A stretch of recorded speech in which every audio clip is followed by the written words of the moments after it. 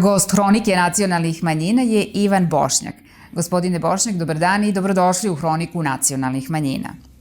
Hvala, naravno hvala Minority Newsu što i ovom prilikom pružio mogućnost da informišemo javnost Srbije o javnim politikama koje se u oblasti zaštite prava i sloboda nacionalnih manjina trenutno sprovode. Kao državni sekretar Ministarstva državne uprave i lokalne samouprave u svakodnevnom ste kontaktu sa predstavnicima Hrvatskog nacionalnog vijeća u Srbiji. Da li oni imaju neke zamerke na postojeća zakonska rješenja i šta za njih predstavlja prepreku u ostvarivanju prava iz oblasti za koje je nadležan Nacionalni savet? Samo zakonska rješenja su u Srbiji u prethodnih, rekao bih, 5 godina značajno unapređena. Mi smo se kao ministarstvo, naš sektor za ljudska manjinska prava i slobode, naravno uz podršku sva 3 ministra u prethodne 3 vlade, ali rekao bih i posvećenost čitavog političkog rukovodstva Srbije, uspeli da reformišemo dosta oblast prava manjina, sve ono što je ukazano u prethodnom periodu kao nedovoljno dobro zakonsko rješenje, izmenama i dopunama Zakona o nacionalnim savetima i Zakonu o zaštiti prava i sloboda manjina 2018. značajno unapređeno. To je ocenjeno i od strane naših međunarodnih partnera, a rekao bih i da predstavnici manjina, uključujući i Hrvatsku nacionalnu manjinu, uz svoju direktnu uključenost u radnim telima, mogu biti zadovoljni zakonskim rješenjima.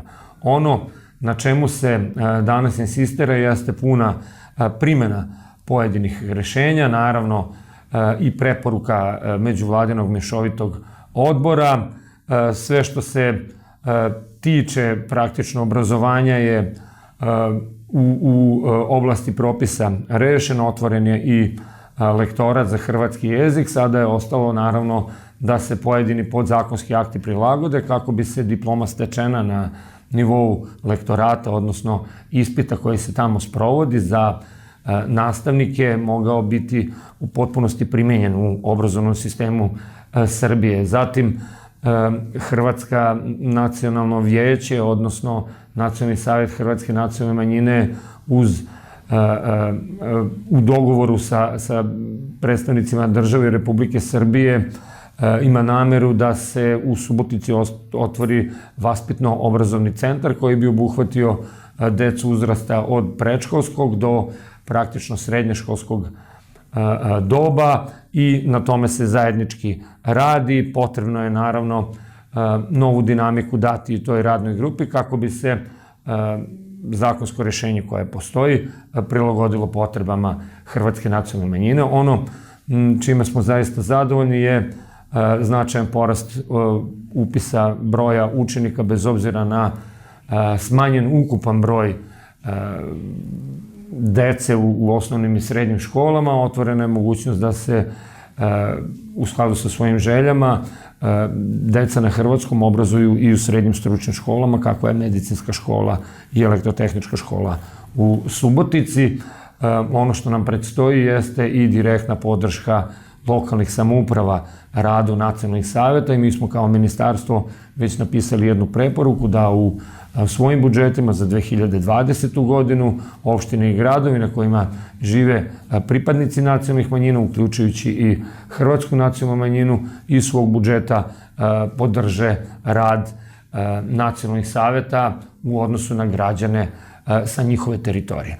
To bi bilo otprilike ono što su i zahtevi i ono što na čemu ćemo zajednički raditi u budućnosti. Više puta ste isticali kako manjine u Srbiji uživaju visok stepen zaštite prava i da je Srbija lider u regionu kada su u pitanju zakonska rješenja koja se tiču manjina. Da li možete da napravite paralelu između zaštite prava manjina u Srbiji s jedne strane i Srba u zemljama u regionu sa druge strane? Poznato vam je da srpski narod, pogotovo u zemljama bivše Jugoslavije, ima različita iskustva kroz koje je prošao.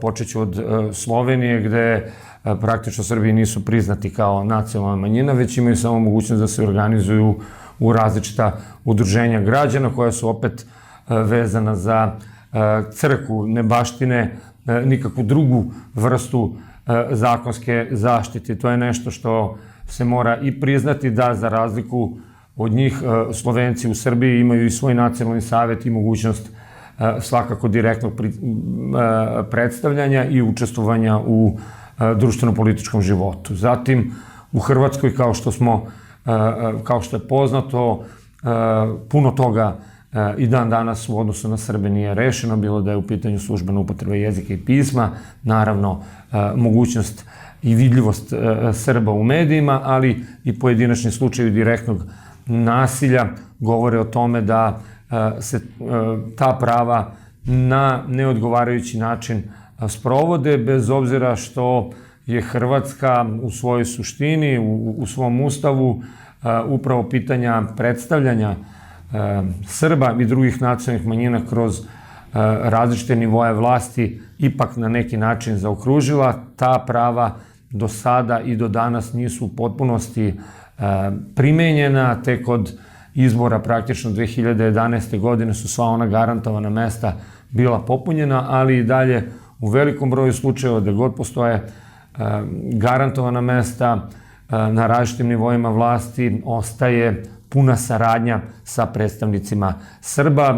Njihova uloga je najčešće ili u oblasti prava manjina ili su potpuno isključeni iz donošenja odluka. To je ono što danas Srbima najviše smeta u Hrvatskoj, kažem, pored tog snažnog skretanja u desno i odgovora na sva druga problematična pitanja unutar Republike Hrvatske dosta često se daje tako što se upire u srpsku zajednicu.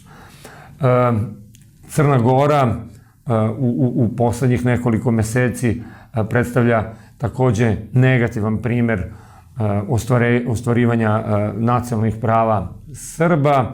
Oni su unutar njihovog zakonskog i ustavnog sistema takođe izostavljeni zato što po svom broju prevazilaze onaj broj koji su u zakonu Crnogorci prepoznali kao nešto gde bi trebalo da manjine uživaju posebnu zaštitu. Sa preko 30% predstavljaju jednu ozbiljnu populaciju, a da ne govorimo o upotrebi srpskog jezika koju i dan danas preko 60% Crnogoraca koristi.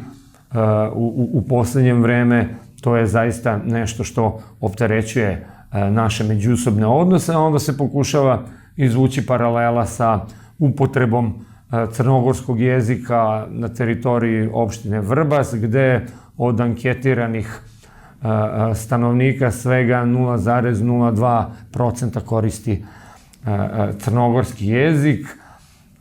Mislimo da će u budućnosti zaista trebati puno toga da se radi ne samo sa Crnom Gorom, već isto tako i sa Republikom Severnom Makedonijom, Albanijom, a što se tiče ostalih suseda zemalja članica Evropske unije, Bugarske, Rumunije i Mađarske, iskustva su različita.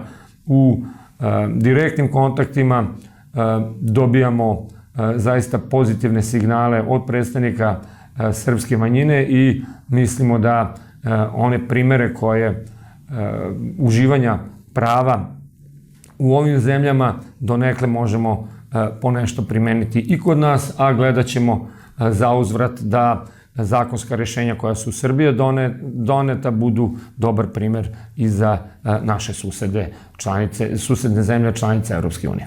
Ministarstvo državne uprave i lokalne samouprave uputilo je 14. avgusta ove godine obaveštenje o prestanku mandata članovima izvršnog odbora Bošnjačkog nacionalnog vijeća, nakon razmatranja inicijative za rešavanje statusa Bošnjaka i regije Sandžak. Koji su naredni koraci kada je ovaj problem u pitanju? Upravo narednih koraka više nema, bar što se tiče ministarstva, s obzirom da smo mi u ovom slučaju u potpunosti primenili zakonska rješenja, a koje se tiče i ovlašćenja kako ministarstva u odnosu na nacionalne savete, tako i postupanja samih nacionalnih saveta. Naime, donošenje inicijative kakvu je izvršni odbor Bošnjačkog nacionalnog veća, odnosno Nacionalnog saveta Bošnjačke nacionalne manjine u Srbiji proizveo, predstavlja jedan puki politički pamflet kojeme svakako niti je mesto u radu izvršnog odbora, a potvrdilo se to, za to ne postoji volja ni unutar Nacionalnog saveta da se o tome dalje razmatra. Ono što je bilo važno je da se u međuvremenu upravo zbog ovakve jedne inicijative došlo do promene kadrovskog rešenja na čelu Nacionalnog saveta, odnosno da je dosadašnji predsednik Esad Džudžo smenjen sa mesta jer se nije slagao sa takvom inicijativom da ona bude deo rada Nacionalnog saveta. Sama inicijativa je po svom karakteru i u odnosu na ministarstvo praktično ništavna jer je donelo telo koje je izašlo iz svog zakonskog rešenja, što je dovelo do toga da bude i raspušteno, odnosno raspustili smo izvršni odbor Nacionalnog saveta. Na sledećoj sednici, kada je trebalo da se određena inicijativa, odnosno ta inicijativa potvrdi, nije došla na dnevni red. Samim tim oni su izvršili kadrovske promene, na čelo Nacionalnog saveta dovedena je nova ličnost, pošto je taj postupak sproveden u skladu sa zakonom,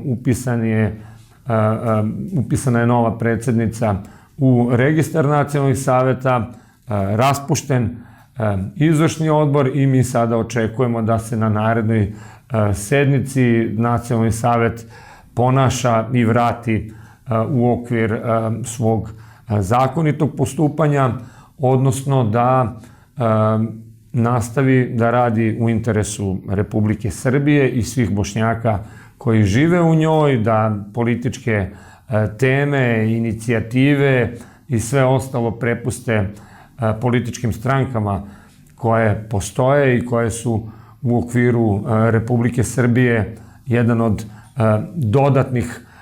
dodatnih mogućnosti koje predstavnici nacionalnih manjina, za razliku i od drugih zemalja u okruženju, imaju, a to je da kroz rad svojih političkih predstavnika na svim nivoima kanališu i ova politička pitanja.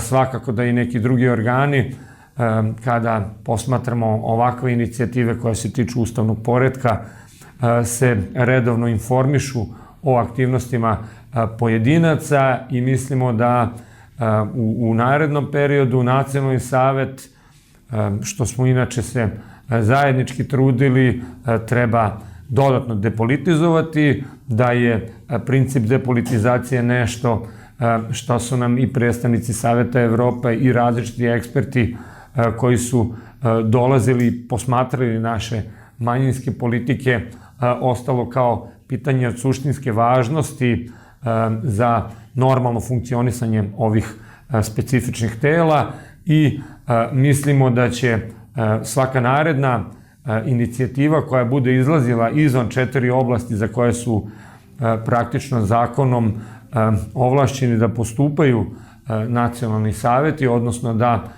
kanališu javne politike, oblast informisanja, naravno očuvanja tradicija, kulture, službene upotrebe jezika i pisma i obrazovanja, one oblasti na kojima ćemo zajednički sarađivati, a politika treba da u narednom periodu, i tako će biti, ostane izvan nacionalnih saveta. Gospodine Bošnjak, hvala vam što ste govorili za Hroniku nacionalnih manjina. Hvala vama puno, zahvaljujem se naravno i Minority Newsu što redovno sve naše građane informiše o aktivnostima Ministarstva državne uprave i lokalne samouprave.